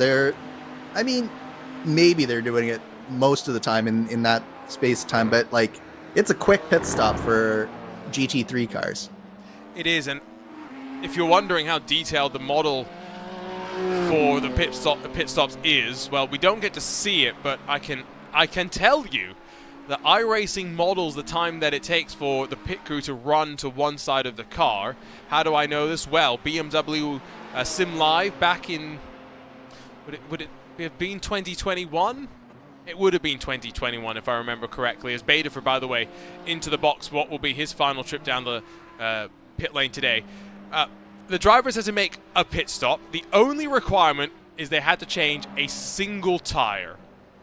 I think you can see where I'm going with this if you understand how a pit lane works. Yep. Certain teams I immediately went to decided to only change the tire on the side that is closest to the pit wall. Yes. One team did that, Andrew. Every other team didn't. And lo and behold, their time in pit lane was about 2.5 seconds quicker. Yep. And that tracks for me. I knew exactly where that was heading. It was so funny as well, hearing it in the messages that were sent to me afterwards. It was just like, well, we figured this out, and no one else did. 29.7 for Beta for off and away. But these are the little things that you've got to find out. You know, is that you have to go and figure all of these things out on iRacing. Well, but that's the surprising thing about that story for me, Arjuna, is knowing most of the people on iRacing. I would have thought that more people would have figured out that changing the one side tire was better than the other side tire. I'm just saying. Really? Yeah. I mean, to be fair, this could be from years and years and years of oval trying to qualify racing. for the for a certain 500-mile race in Indianapolis, and the lengths that we went to do that. But I've just known most top teams and top drivers will look for any possible advantage. No, they will, but I very much think that, you know, you think back to road racing, and the problem has always been the way that the tire models have worked, that when you take two tires, whether it's left, right, fronts or backs, it unsettles the balance of a car in such an uncomfortable way, to the point where I don't think many teams historically have been taking two tires. That's been changing as of late. 1, 2, and different tire calls have been started to become more popular. Oh my! As Chase Wilson and Graham Sanders come together, and a third different BMW M Hybrid V8 loses the front clip of the car. Yeah, that was a big impact for Graham Sanders, and I'm gonna have to see a replay of that, Arjuna. I don't want to unnecessarily apportion blame there, but yeah, I think that's gonna be Sanders' day done. That's not a great angle. I know what you're asking for, so we'll have to look from up above. Yeah. Oh, but that's a hard lick. Yeah, and I don't know. It seemed like this was a risk that Sanders didn't really need to take here. Goes around the outside. Wilson loses the front end just a little bit. Sanders, I mean, I don't know. It's one of those things, isn't it, Arjuna? You take a big risk like that if you're Graham Sanders. You know you have to be pushing as hard as you possibly can to get back out in front of Bettifer. And I think, I don't know, Sanders needed to be just a little bit further left. And I think Wilson just lost the front end ever so slightly there. Really, really unfortunate incident. So we can be a bit gratuitous with the replays, given that we've got a bit more time than normal in the field that we have right now. So as we super slow-mo it, the problem is, I think this is Graham Sanders almost as far left as he wants to be, because you want to be on the right side of the track heading into the next corner. And so Yeah. it's, I think, partially A, that he's as far to the left as he really wants to be. B, I think he also kind of thought that Chase Wilson might have been more to the right. It's a bit of a racing incident. Yeah, the problem is that driving a GT3 through those switchbacks is just so difficult to keep the front end under you. And like for me, the thing is that it was a really big risk for Sanders to take that at that point, because like he wasn't alongside him at the apex. He was alongside him on power down, and so you were almost asking the GT3 to back out of it. I don't know. I'm going to be curious to see some of the lines that others are taking. Ryan Otis, by the way, 17.4 seconds in pit lane. Where is he going to fend out relative to Chin? He's into turn one, so building up the speed. A gap is around 5 seconds or so. So Chin's got 22 minutes to close 5 and a bit seconds. I don't know if that's enough time. It's not a lot of time, being honest. 22 minutes, with the lap times being around 2 minutes for these drivers. It's only about 10 laps for Chin to get this sorted. Yeah, it's gonna take a lot for Chin at this point. I think he didn't really have the pace in that last stint to really close up on Otis like I was suspecting he was going to be able to. So it's definitely, I think right now it's Otis's race to lose, but at the same time, we've seen time and time again, all it takes is one small mistake and one curb not working the way you want it to, and suddenly you're around and behind Josh Chin. So there's still a lot to play for here. David Sirwa gives up the lead to Austin Young and heads down towards the pit lane. That, remember, was effectively the battle for third position. It now becomes the battle for second, because John Bettifer, of course, will be in the lead. Graham Sanders will no longer be in second as a result of his rather monumental crash on the exit of the S's. Guyon follows his teammate down to the lane as well. getting word from pit lane that 15.2 second pit stop. Joshua Chin took right side tires only. There we go. We were talking about how the two tires on the same side can work, and Josh Chin is apparently trying it. And he does seem to be going a little bit faster this stint here with those two tires. He's closed in. He's now within 5 seconds of Ryan Otis, so we'll see if this works. That is a prototype emerging in front of Chin, which is pretty ideal. You'd have to say Chin doesn't lose time. Otis will likely lose some time in the S's as well, so we'll see if it plays out. The sun has suddenly, by the way, poked its nose from between the clouds and is baking the track. We'll see if that plays its part with the track conditions. The Synergy Lavoie Motorsports machine is not going to actually get to the back of the 95 before they get to the long left-hander on the entry into the Degner, so minimal time loss for Otis through that bit of traffic. And now as he bounces over the curbs, let's not forget that's where Morhart initially lost it. No such issues for the 95. 4.3 seconds, still the margin between them. It's going to be John Baderfer that retakes the lead as Austin Young is the final of the LMDHs to head down to the pit lane. And as a result of the incident for Sanders, Baderfer has nothing to worry about behind him now. It's about 45 seconds to David Sirwa. B, I think Phil Krause is going to get a couple of extra points, Andrew, and cycle up to the 6th position.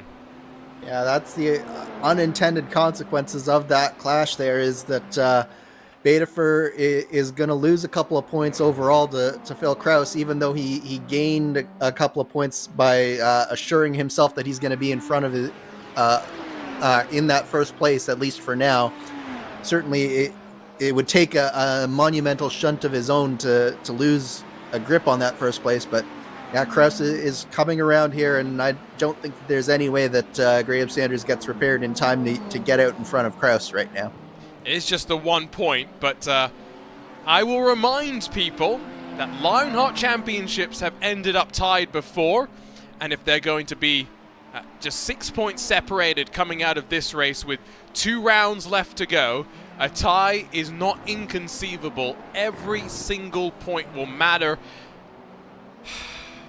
And hopefully, Andrew, we don't then have to go think about the tiebreakers as well, because that can make things very uncomfortable for us in the broadcast booth. You're not referencing a certain tie that we had a couple of seasons ago, are you? I still don't think I know who won that championship. We did finally crown a winner. No, don't worry. We know. I'm just making a joke. No, it's one of those things where I think that one actually went back to like the 3rd or 4th tiebreak. I think it was the number of 3rd place finishes or 2nd place finishes that we had to go to figure out who won that championship. So, which is why I made the joke, because I legitimately think I think that we found out, or we switched. We switched decisions at least once. No, at least 3 times is what I was trying to remember. It was crazy, but it was also what made the championship so fun.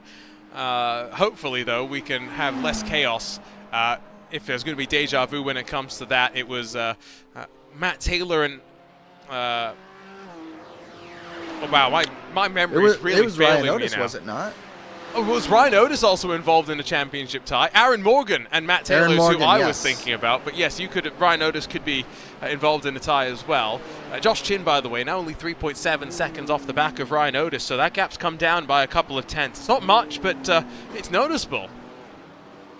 Yeah, Chin has been taking consistently lap after lap, so I guess those 2 tires have really suited how Josh Chin wanted this car to go. It was 3 tenths on the last lap that he was able to get by over Otis, and it looks like it's going to be it's about dead even this lap on my timing and scoring. So it's just, if Josh Chin can keep chipping away here, he's got to find probably about 3-4 tenths a second a lap, and he might just be able to get up to the back of that number 95 car. Seeing that race leader just slice through the S's with relative composure so far. track map indicates that there's no real traffic closing just yet, and there's plenty of clean air with which to enjoy. Now, Andrew, if I told you after what happened at the start of the race, Austin Young running into the back of Phil Kraus, that Young would still be in second spot, how crazy would you think I was? Yeah, it's been a bit of a crazy race, hasn't it? Certainly a few things have happened since then to allow that to happen, but you have to say that Young is one of those drivers who does tend to persevere through adversity, and he has had his fair share of adversity over the course of this season. And it's just one of those things where in endurance racing, you can never count yourself out, no matter what happens, no matter what kind of damage you get early on in that race. You just have to keep driving and see what happens, and you can find yourself in a position where even though you had an incident early, you're in second place like Austin Young is. Just trying to think in terms of championship. Austin Young... It's going to be a stretch for him, but he's got an outside chance. But he's probably going to need some extra car count to help him in these last couple of races if he's going to mount a serious charge. Yeah, he's almost 70 points back from Kraus, so that's asking for a lot. But second place might close it up, all things considered. It's the drop rounds that are the unknown factor, and as much as they are a useful tool for the drivers themselves to be able to work through the course of a season that spans almost a full calendar year, it does also make our lives as commentators somewhat uncomfortable trying to figure out, okay, is this a drop round that they'll be using? What now falls away? If it's not, what does that mean for the points? You'll have to join us on December the 11th to figure that all out when we make our way over to Twin Ring Motegi. And that's going to be a fun race because it's another track in Japan, but Andrew, it's about as different from Motegi as possible. It really is. It's got long straightaways, hard braking zones. The one thing it does have is a lot of elevation change on the back half of the circuit, but other than that, not nearly as flowing. And the surface on Motegi is very smooth and very difficult, lower grip than you would expect as well. It is one of the tracks that I feel is somewhat underrated though, so we're curious to see how the racing goes. And of course it's one of those unique tracks where there's an oval and a road course, but it's not a roval. They're two distinct and separate facilities, and of course, the oval no longer gets used much in the real world. The road course very much still finds itself getting its fair share of usage. GT3 Pro Leader still seems relatively comfortable, even though the margin last lap closed by another couple of tenths of a second. It is still a battle for the lead in the GT3 AM class, though, where Trevor Malone cycled in front of James Paulson through the cycle of pit stops, but it's by no means done and dusted. Traffic sends Malone out wide. Paulson in the 80 closes up just that little bit more. Yeah, this is a really good battle for the lead in that AM championship, and Malone, he's been through the wars a little bit. Paulson's kept his car just that little bit cleaner, and it could make a difference here in this final stint. But at the same time, you got to respect Malone's hustle getting back to the lead of this AM class after that. After he was facing backwards out of 130R in that first lap.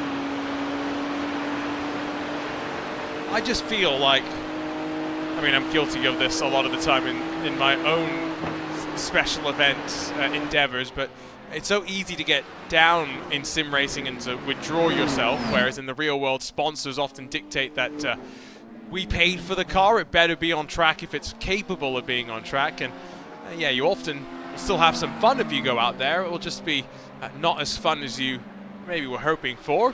What fun as David Sirot managed to get into the chicane, over brakes, overcooks it, and able to bring it back, but that was a little bit dicey there for a moment. Yeah, it was definitely just a case of overcooking it. Nothing too sinister happened there. He was fortunately able to gather it back up, and it did allow Guyon to maybe get a second on him, but still almost a 5-second margin there for Sirois on Guyon. So no harm, no foul. No harm, no foul, but drivers at this point in the race with 10 minutes left to go will just want to be staying out of trouble, don't want to find themselves getting involved. The conditions, we mentioned that it was quite overcast, and again, just look at those cool conditions that they're dealing with. Even though it is iRacing Day, 15th of May, still the middle of the summer, effectively here in Japan in the Northern Hemisphere. It's about as cold as you can get. It'll be interesting to see when we go to both Daytona and Motegi coming up, if we see similar conditions and what that means for the tires at play. Absolutely, and if anything, the track temperature has come down a couple of degrees Celsius as we've gone on through this race, and that could explain why we're seeing so much more sliding, because we could be getting just on the other side of that operating window of these tires where they're just not heating up quite enough to produce the optimum amount of grip on those rear tires for particularly the GT3 class. Yeah, and the tire model, of course, changes quite frequently with these cars, and so they'll be hoping with an iRacing build coming up, not just a handful of weeks away. They'll be wondering exactly what changes we will see, because December the 11th, it's going to be exactly a week, Andrew, after that new build comes out. Yeah, so it's going to be a quick turnaround for these drivers to get used to any tweaks that the tire model may receive. And certainly you would expect that maybe we would get one looking ahead to what will happen in the next season with obviously the Daytona 24-hour race coming up and some endurance racing to start the season and to end it as well. It's definitely the potential to see the GT3 tire model tweaked.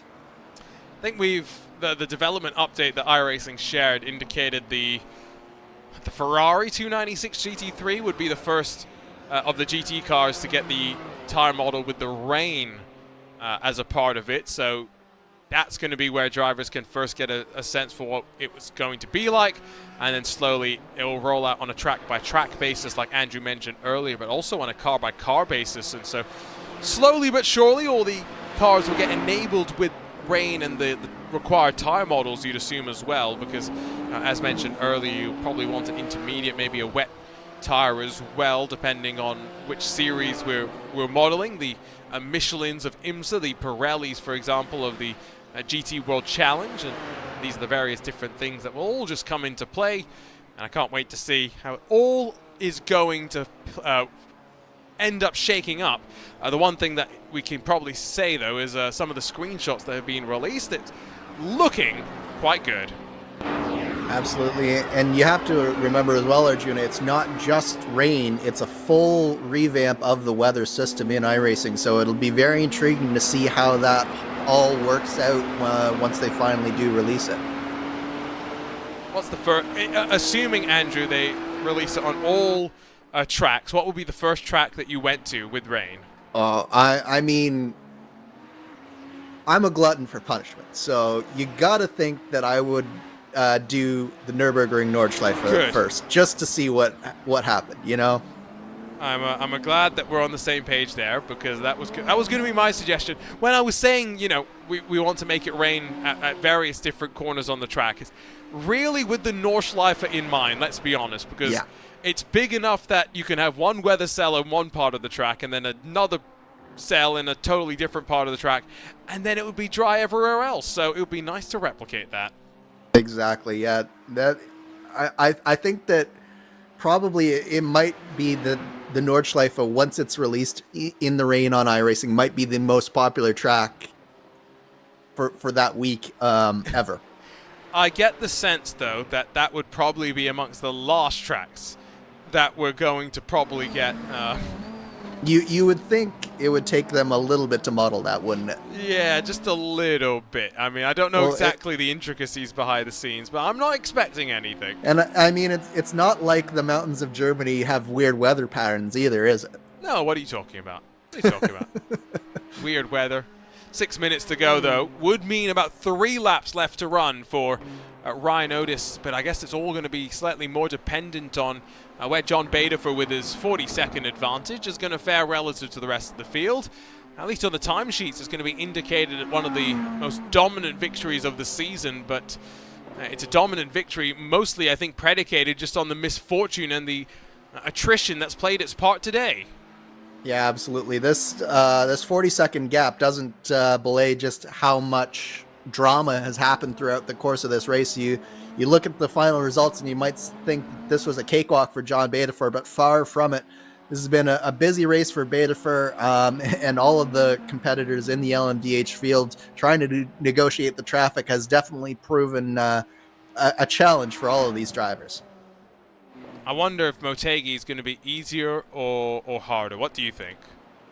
I think it will end up being easier. First of all, it's a little bit wider than Suzuka, and second of all, you have the long straightaways. It's basically 3 very long straightaways and 2 shorter straightaways that will allow much better passing than this, particularly this first sector of Suzuka allows. So that's something to keep in mind, I guess. Daytona's pretty easy from a traffic management perspective, actually, because there are only a few corners and everything's pretty simple. So hopefully that's not going to be too dramatic. Didn't really think about how many laps that the GT3 cars had relative to the LMDH, but it's now down to 2.5 seconds. I think Bradley Sexton played a bit of a part in traffic or he's going to rather play a bit of a part in traffic heading out of the final corner, but 2 laps to go, even if Chin's closing. Yeah, I think it's just too much distance between Chin and Otis, but Chin has put in a valiant fight back, particularly in this third stint. I think it was just that second stint.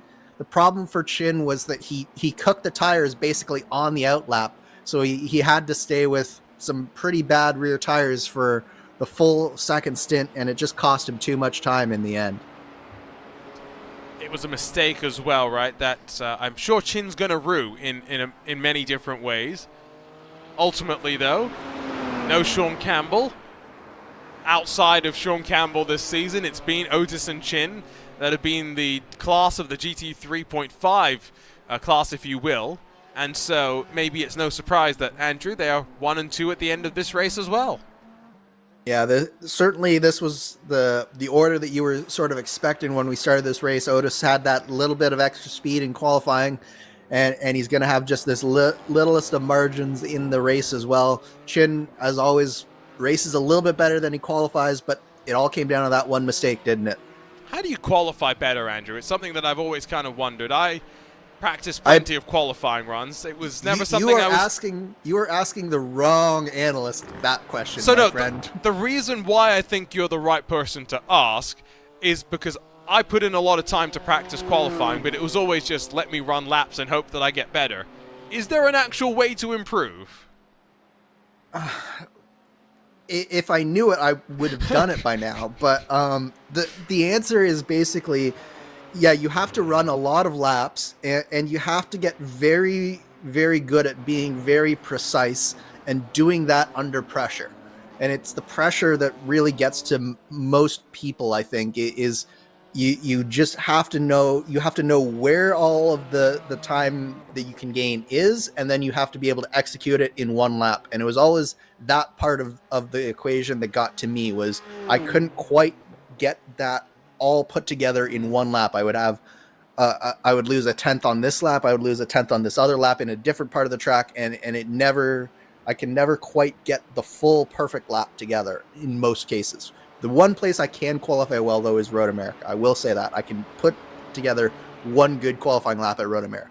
So what it really is being able to understand how to go fast at every little bit of the track, and then actually being able to put it together, which is, let's be real, 2 very different skills, because understanding how to go fast, most racing drivers can do that. There's only a very select group of drivers that can do that second bit, though. Exactly, and that's what really separates the top tier drivers from the rest, is having that ability to put it all together and doing it under pressure. And again, there's a reason why we're up here in the booth and they're down there on the track. So as John Bettifer heads up into the hairpin, I believe this will be for the penultimate time today. I didn't quite catch the clock when the 67 ran its way to the line, but based on the fact that Ryan Otis is not too far in front of this black and gold machine, I do believe it should be the white flag next time by. Jason Brophy wants to ask, by the way, didn't he out-qualify you at Road America? I didn't say that I put it together for that race. Fair enough. I can put it together at Road America.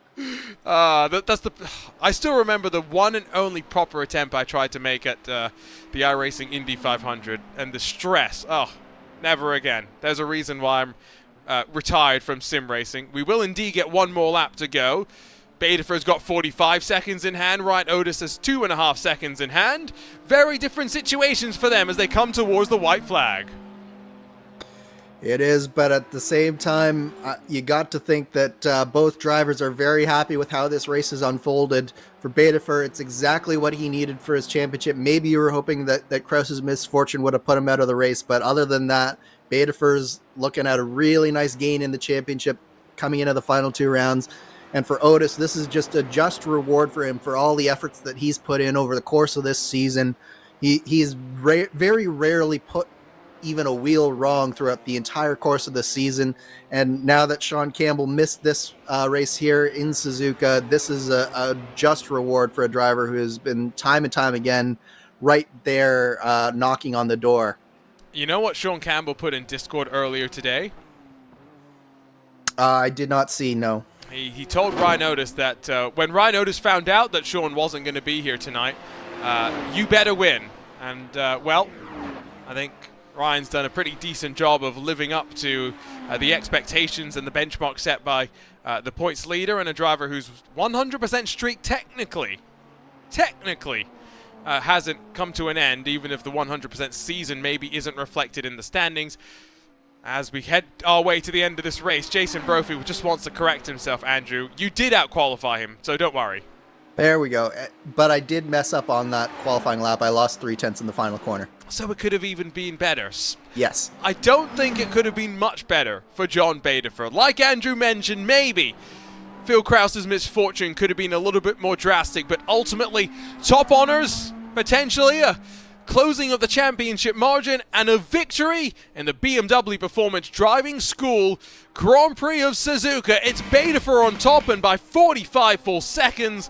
It'll be a while before we see the rest of the LMDH field towards the line.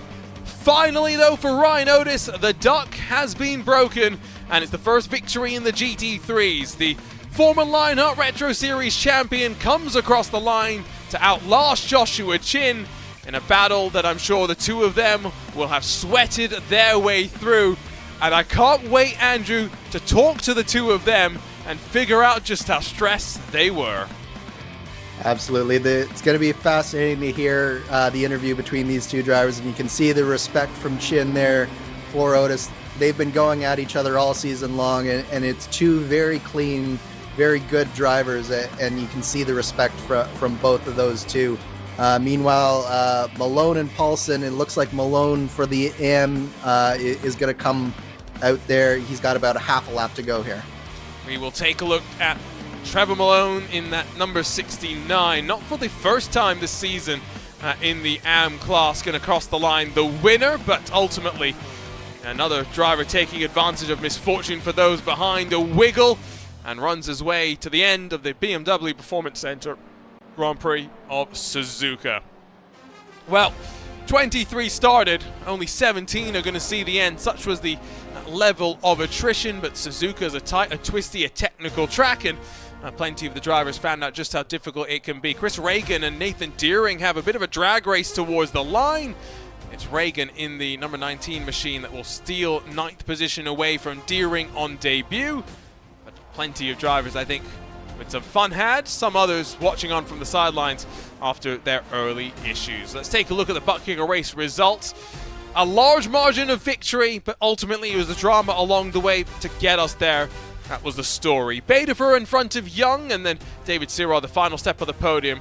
Three very happy drivers, you'd probably have to say. Guyon and Sexton will grab top fives, and the final car scored on the leading lap, while for Phil Krause 2 laps down and salvaging some points in front of Graham Sanders, Michael O'Brien, Matt Taylor, and Alexander van der Sant. That was the entirety of your LMDH field over in the GT3s. Just 2.5 seconds would split Ryan Otis from Joshua Chin, as Ryan Otis would pick up his first victory of the season. Joshua Chin's spin unfortunately robbed him of being able to fight.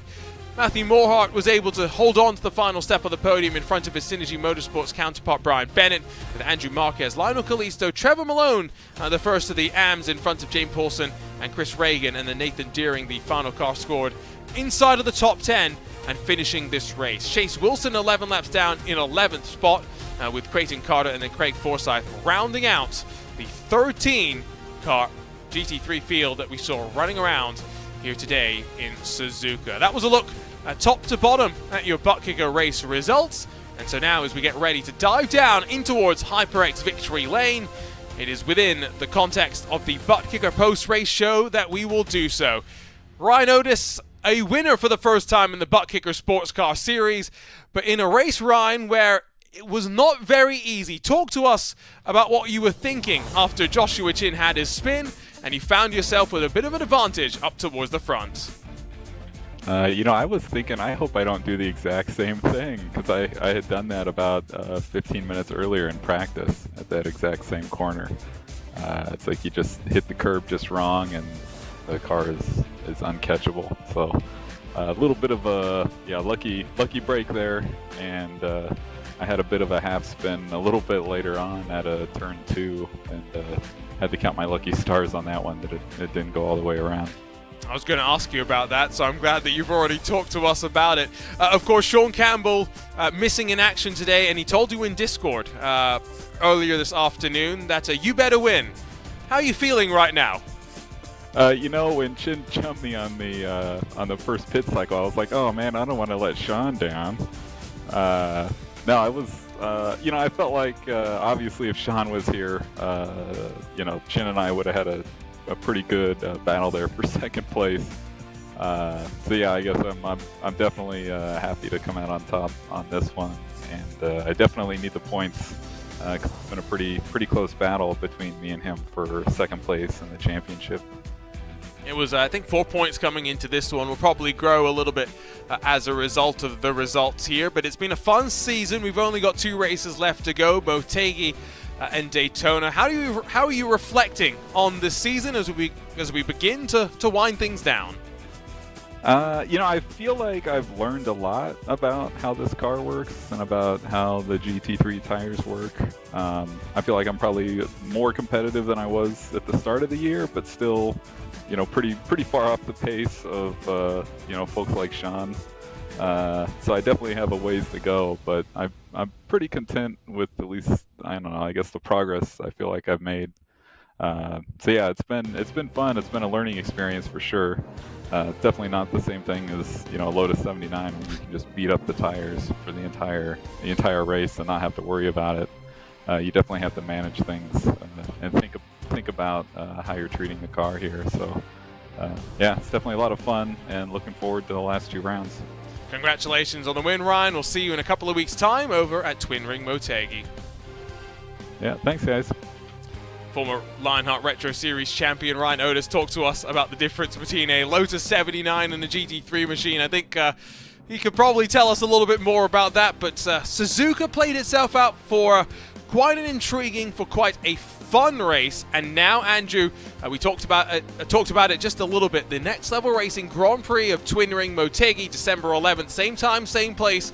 It should be a lot of fun. It should absolutely be a lot of fun. I think that this is going to be a really interesting race to watch. I think that you're going to find a lot more, a lot easier time for the GTPs or the LMDHs to find a way past the traffic and the GT3 traffic. And I think that you're going to see a little bit more pure racing involved between the different drivers at the top of the field. Less victims being claimed by the comings and goings of traffic. And from what the tentative points seem to have reflected, John Badefer is now 7 points back from Phil Kraus going into the final 2 races. We take a look at the Next Level Racing schedule once again. What a journey it's been, Andrew. Some of the best tracks in the world, and of course some of them still left to come. And a Butt Kicker Sports Car Series has definitely not disappointed in its first edition in the Lionheart Sports Car roster. It's certainly been a world tour, hasn't it, Arjuna? And we've got 2 more left, Twin Ring Motegi, and then of course right back where it all began in Florida in January at Daytona. What better way to finish it than that? That's a good point as well, right? We started in the Sunshine State, we'll end in the Sunshine State as well. There's a bit of synchrony when it comes to that, but as we wrap things up here from Suzuka, it's a short blast distance-wise, virtually over to Motegi, but 3 weeks from today, December the 11th, it will be time to go, and after a new iRacing build, who knows what fun the drivers will be keeping in mind. Don't forget, though, to learn more about the partners of the Lionheart Racing Series, to learn a little bit more about where you can find out how to support the partners, or find out more about the 3 competitions the sanctioning body puts forward. Head on over to LionheartRacingSeries.com, while social media is your place to stop off if you want to stay connected to the world of Lionheart and to the virtual paddock as it rumbles its way around. Can't wait to be back in action in a couple of weeks' time, but for now we say goodbye with the first part of the doubleheader from the Land of the Rising Sun in the books. John Baderford, Ryan Otis, and Trevor Malone will grab victories, and championship swings, well, very much have played out at a track that has often decided championships. For the entire team at RaceSpotTV, for Andrew Kinsella alongside myself, Arjuna Kankipati, thank you so much for joining us. We'll see you back here on RaceSpot in a couple of weeks' time, over from Twin Ring Motegi.